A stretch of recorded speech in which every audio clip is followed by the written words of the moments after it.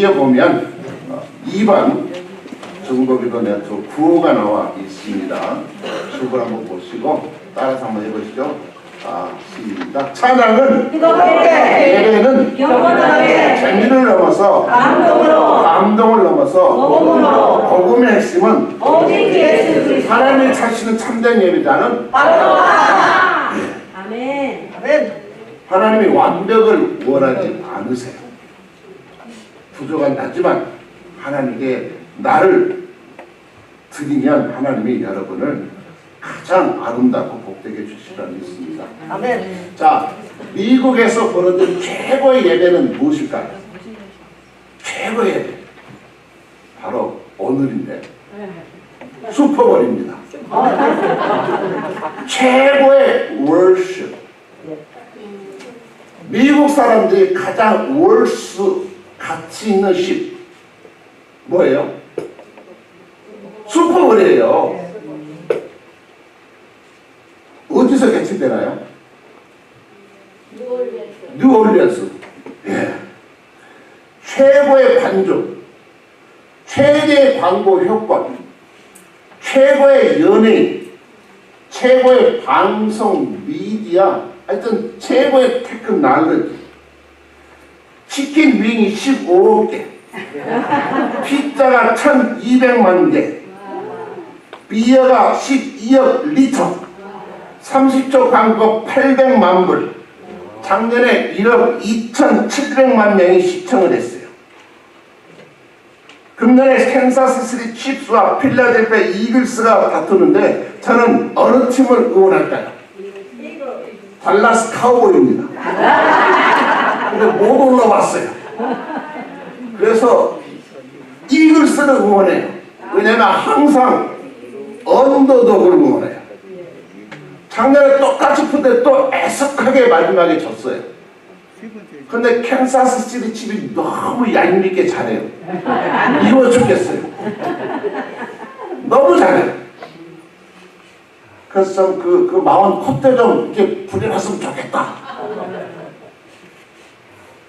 제가 슈퍼볼을 처음 경험했던 것이 1979년도 평택 캠프함프리스 카투사로 근무할 때 이날 한국은 무슨 요일이에요? 월요일이에요. 이날 일을 하는 척은 안 해요. 일은 전혀 안 해요. TV 갖다 놓고 판에다가 그 베링하는 거 다 해놓고 그래서 제가 저게 슈퍼볼이구나. 여러분 볼이요 BALL 공일까요? 아닐까요? 아니에요. BOWL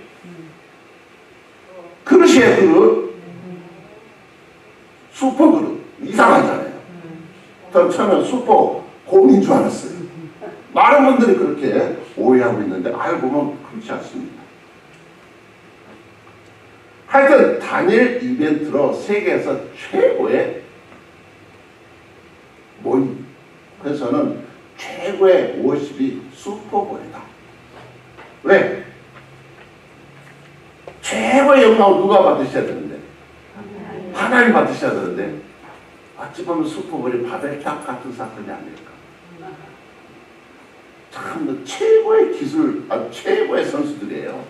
제가 팁을 하나 가르쳐 드릴까요? 저는 참 기가 막히게 생각하는 게 이게 코너에 던지면 볼을 딱 받잖아요. 그러면 수비를 어떻게 하든지 못 받게 방해하잖아요.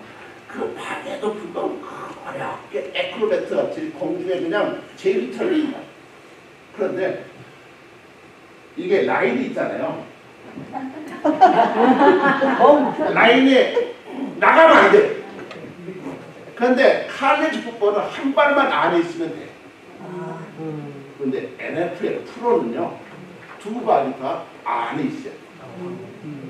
그러니까 그 최고의 리시버를 어떻게 봤냐면 마치 무용수들처럼 우리 무용가 계시면 그걸 뭐라 그래? 발을 이렇게 바깥 딱 세우는 거.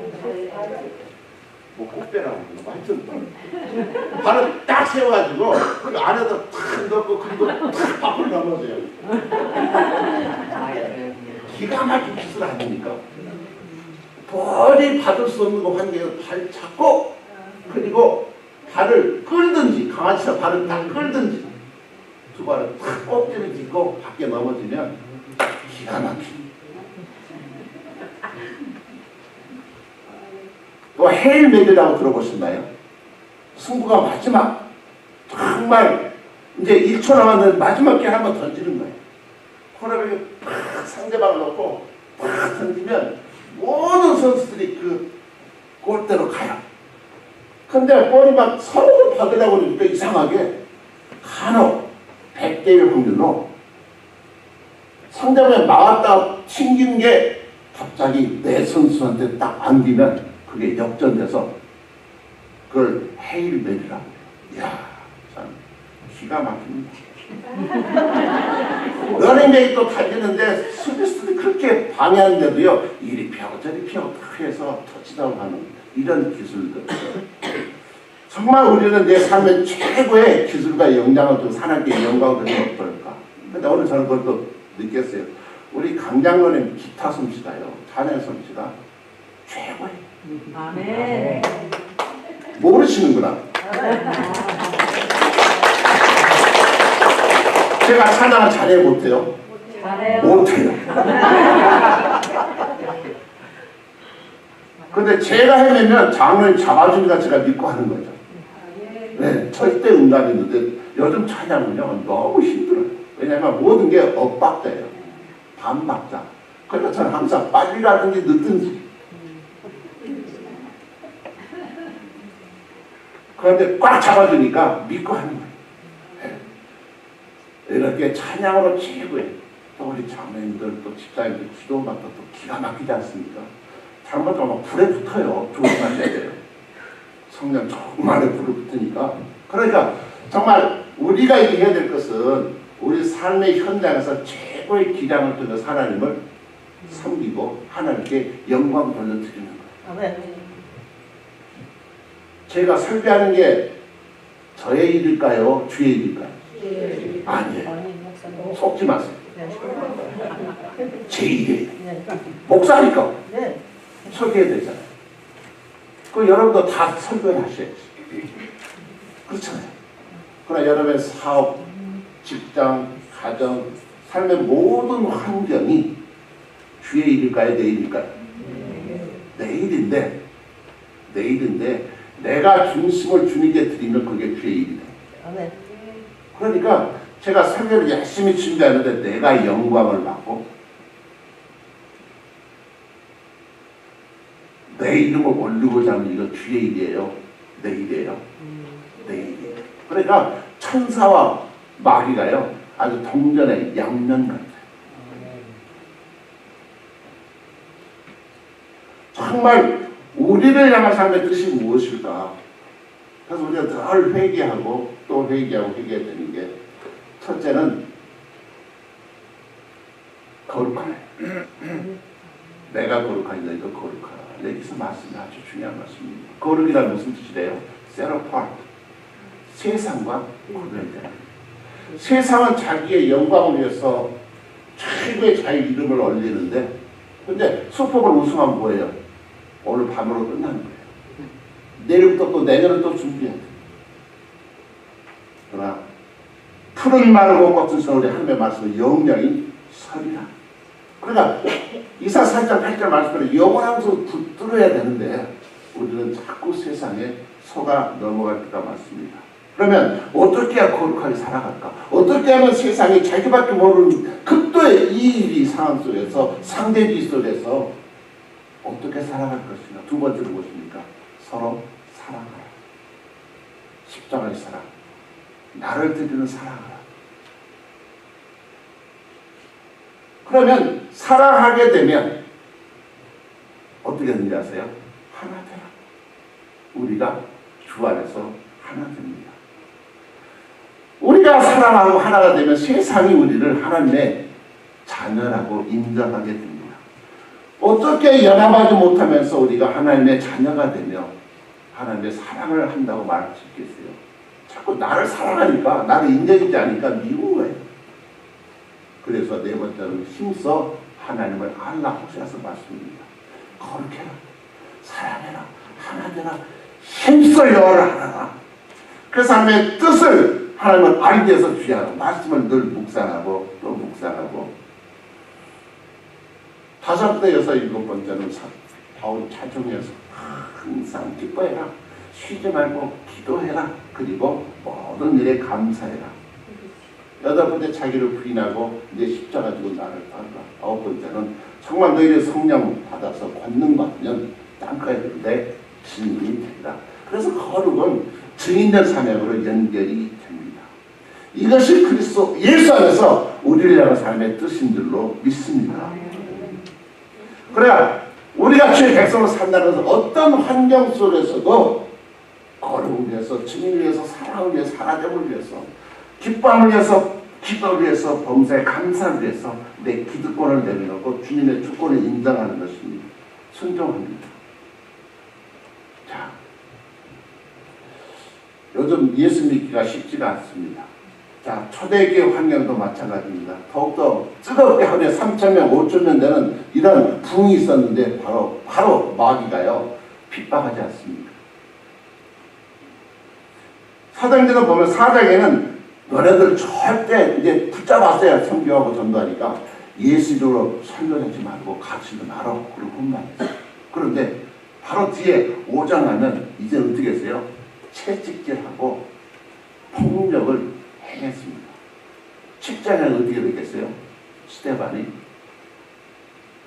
죽었어요. 순교당했습니다. 그때 범인이 사울인데 눈에 핏빛이 올라가지고요. 정말 이제는 집집마다 찾아다니면서 예수 믿는 환자들 잡아다가 감옥에 넣었습니다. 이런 상황에서 어떻게 성도로 살아갈 수 있겠어요? 그런데 놀랍게도 오늘 본문을 보면 스데반의 죽음을 통해서 세 가지 희망을 찾아볼 수 있습니다. 첫째, 크게 울며 스데반을 장사 지내고 온 경건한 사람들이 있었습니다. 그들은 누구였을까요? 경건한 유대인들이었던 것 같아요. 그런데 그들이 율법을 따르다가 스데반을 통해서 복음을 본 거예요. 예수 그리스도를 믿게 된 거예요. 왜냐하면 스데반이 그렇게 설교 한 번 하고 돌에 맞아 죽는데 그때 너네들 내가 반드시 복수할 거야. 이렇게 하지 않았습니다. 오히려 주 예수여 내 영혼을 받으시옵소서. 주여 이 죄를 그들에게 털리지 마옵소서. 어떤 미친 사람이 자기를 그렇게 억울하게 죽이는데 그들을 용서해달라고 기도할 수 있겠어요? 미쳤거나 아니면 예수가 진짜거나 예수는 과연 메시아인가? 경건한 유대인들이 그의 죽음의 현장에서 순교 현장에서 영혼이 천국에 가서 열렸던 것입니다. 요즘 전도가 어려워요. 한인들 만나보면 교회를 안 거친 사람이 없어요. 다 거쳤어요. 안다고 얘기를 해요. 어떤 분은 새 목사님 오면 또 출근한대요. 출근도 안 찍겠대요. 우리 자녀들도 옛날에 잘 갔는데 교회 나오지 않습니다. 다원주의 시대, 포스 모던 이런 얘기를 들어요. 그러니까 우리가 예수는 뭐 기결 때 생명이라 그러면 너나 잘 믿어 그래요. 그런데 그들이 놀라는 것은 우리가 복음으로 살아야 됩니다. 정말 저런 환경 속에서 어떻게 기뻐할 수 있을까? 어떻게 남들은 다 저렇게 사기치고 거짓말 사는데 진실되게 살려고 노력을 할까? 그들은요, 우리가 어떻게 믿는지를 바라봅니다. 그런데 내가 진짜로 같이 믿었는데 변했어요. 그러면 그들이요, 진짜 예수님이 살아계신가 보다. 생피 장로기는 성리 역사하는가 보다. 나도 믿어볼까? 드디어 그들이 출근부의 도장을 찍기 시작할 줄 믿습니다. 예.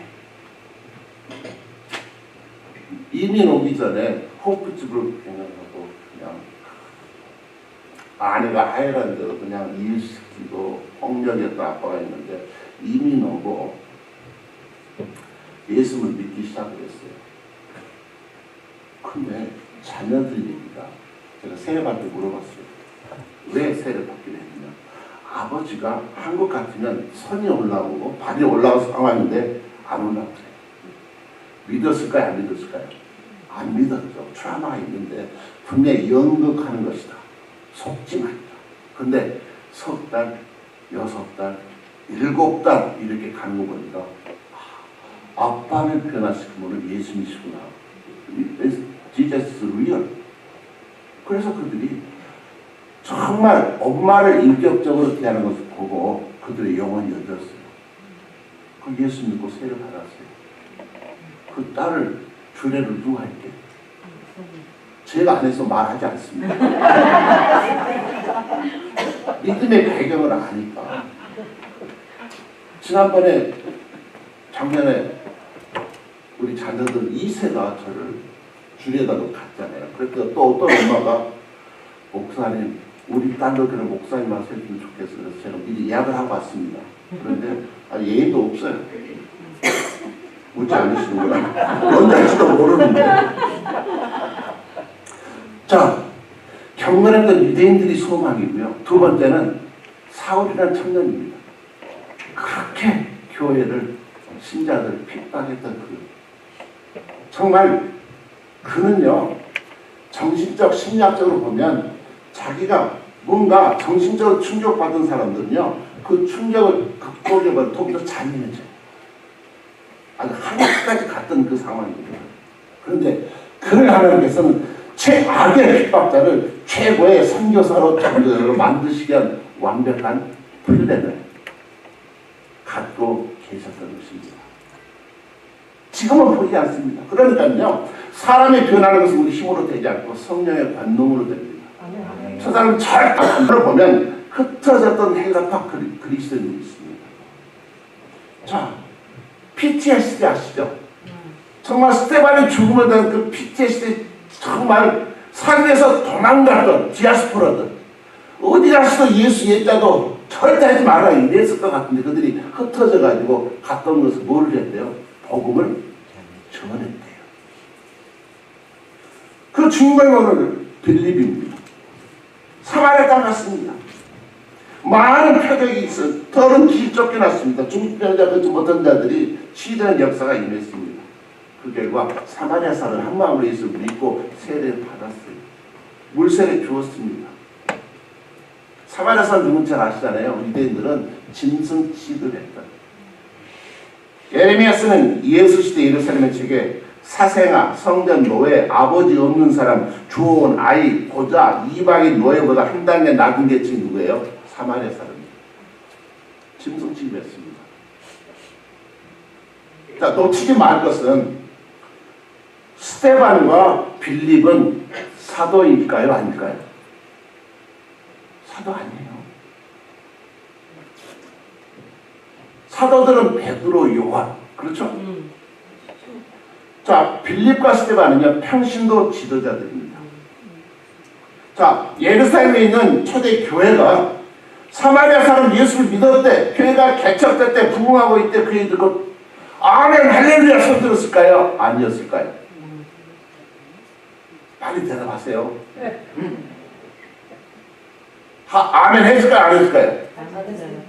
분명히 내가 얘기하면 또 반대로 같은데 그럼 얘기 안 하시겠네. 아멘 했을 것 같은데 안 했어요. 안 했어요. 충격받았습니다. 그래서 14절 보면 말씀을 받았다. 누가? 사마리아 사람들이, 짐승들이 베드로와 요한을 보냈어요. 왜 보냈을까요? 인베스티게이션 커미티, 특별조사위원회를 파송한 거예요. 진짜가 확인해 봐라. 가서 봤더니 진짜였어요. 얼마나 놀랐을까요? 자, 그 동네에 시몬전에 마술쟁이가 있었는데 옛날에도 유리겔라는 마술 생각나는 막 젓갈에 휘어지고 막 기적같이 그런 데가 있어요. 그런데 나중에 베드로와 요한이 와서 성령 세례 주는 거 보고 권능을 받는 걸 보고 돈 주고 그 권능 좀 사면 안 되겠습니까? 베드로가 이 마술사 시몬을 내 은과 내가 함께 망할 자다 네 돈과 함께 지옥에 빠질 거다 그 얘기한 거잖아요. 성령 하나님의 선물인데 기프트는 절대적으로 사고 팔 수 있는 것이 아닙니다. 하나님의 선물은요, 상품할 수 없고 독점할 수 없어요. 모나폴리 할 수 없어요. 거저 받았으니 거저 주어야 됩니다. 그런데 마르사 시몬은 아나니아 삽비라처럼 이것을 사가지고 돈 더 많이 벌고 싶었어요. 이 유혹은 초대의 교회로부터 2025 오늘에 이르기까지 교회 모든 성도들이 진짜 조심해요. 여러분, 신앙이 성장하고 있다, 잘하고 있다 확인한 방법 딱 하나 있어요. 뭘까요? 갑자기 예배 참석한다, 헌금을 많이 한다, 정말 봉사를 열심히 한다. 이것은 객관적이고요. 진짜 중요한 가지 따라서 해줄까요? 사람이 보이기 시작한다. 사람이 보이기 시작한다. 사람이 보이기 시작해요. 우리는 편견, 프레주디스, 스테레오타입으로 가득 차서 저는 뭐 상점하면 안 돼. 저 사람 안 좋아. 출신이 저렇고 안 돼. 과거를 다. 그런데 갑자기 그 사람은 보인다. 무슨 말이에요? 은혜를 받았다는 거예요. 나 같은 나를 주님이 인정해 주셔서 그 은혜를 깨닫게 되면 사람이 사람을 보이는 거예요. 빌립이 그랬어요. 사마리아 사람이 뭘로 보였어요? 짐승 개가 아니라 사람으로 보였어요. 그래서 복음을 전했더니 그들이 믿는 거예요. 너무 놀랐어요. 말씀하는 모든 것을 돈으로 받습니다. 여러분 놓치지 마시기 바랍니다. 그러면 빌립과 스데반이 베드로나 요한 사도가 더 낫다는 얘기 아니에요. 베드로와 요한은 초대교회를 지키고 있었어요. 다 나머지를 흩어졌어요. 그러니까 때로는 사도들이 아직 깨닫지 못하고 있어도 성령의 역사를 스데반과 빌립은 먼저 깨닫고 순종했던 거예요. 하나님은 이방인들에게도 복음이 전파되라고 하시는구나. 그냥 순전해도 그 열매가 나타나니까. 그런데 아직도 그들은 성령 세례를 몰랐어요. 물세례를 주었는데 사도 베드로와 요한이 와서 성령 세례를 주니까 얼마나 그 권능이 나타났든지 마르사 시몬이 돈 주고 사고 싶다고 했을 정도예요. 그러니까 지도자가 온전치 못할 때, 지도자가 아직 깨닫지 못하고 있을 때 하나님은 때로 누구를 사용하신지 아세요? 평신도들이에요. 평신도들이에요.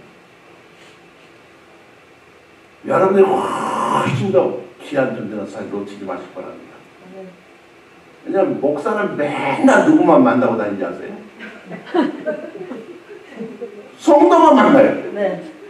그 여러분은 매일 누구를 만나요? 안 믿는 사람. 안 믿는 사람 만나요.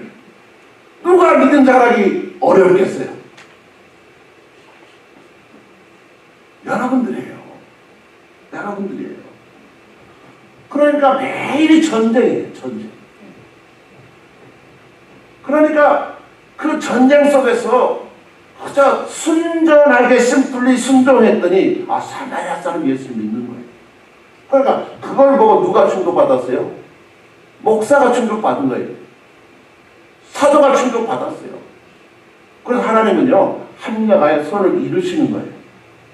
그래서 초대교회가 베드로, 요한을 파송해서 그들에게 성령 세례를 기름 부어주고 교회를 온전케 하시는 거예요. 그렇다고 해서 베드로와 요한이 아직도 철이 들었을까요? 안 들었을까요? 철이 들었다는 얘기는 이방인들의 복음을 전하고 했을까요? 안 했을까요? 안 했어요. 그래서 계속 베드로가 이중성을 띠고 있다가 혼나는 장면도 이제 다음 주 설교를 할 거예요.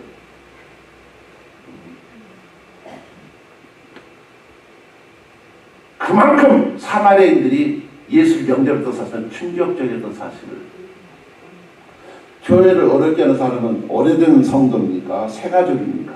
오래된 성도. 예. 너무 잘 알거든요. 잘못하면 마르사 시몬처럼 표현하기 쉽습니다. 여러분 주방에서 섬기는 일이 주의 일입니까? 내 일입니까? 뭐 둘 다 맞을 수 있는데 중심이 어디 있는가가 중요하다는 것입니다. 주님을 빙자해서 내 이름이 올라가고 내 유익을 추구한다면 그것은 내 일입니다. 정말 마지막 한국교회가 이렇게 힘든 것은 왜 그래요? 전부 종교 사업가들만 있기 때문에 그래요. 예수 이름이 없어요. 누구 이름만 있어요? 자기 이름밖에 없어요. 어떤 목사님 죽어서 천국 갔더니 예수는 그렇게 달려가서 안고 환영하대요. 그 장로님 보다가 아니 세상에서 그렇게 대접받더니 천국에서 이렇게 편하세요. 그랬더니 예수님 그렇게 해요. 너무 오랜만에 목사가 왔어. 그냥 예수 이름만 팔고 혼자 다 영광 받았어요. 저도 친결 때 줄 서서 밥 먹고 싶은데 다 갖다 주니까 미안해. 근데 갖다 주면 또 좋아요. 알아주는구나. 그래 천국 가면 상급 있겠어요 없겠어요? 없어요. 그러니까 천국 가면 훨씬 더 우리 이부영 박사님이 훨씬 더 귀한 대접 받을지도 몰라요. 아멘입니까? 마음의 중심이 중요해요.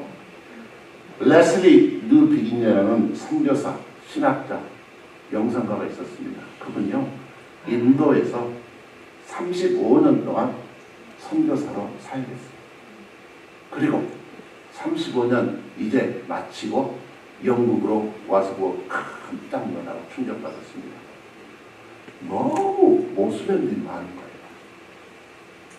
그리고 자기를 선교사 파송했던 홈처치가 이제는 영국 나라 자체가 선교지로 변해 있었던 사실에 충격받은 거예요.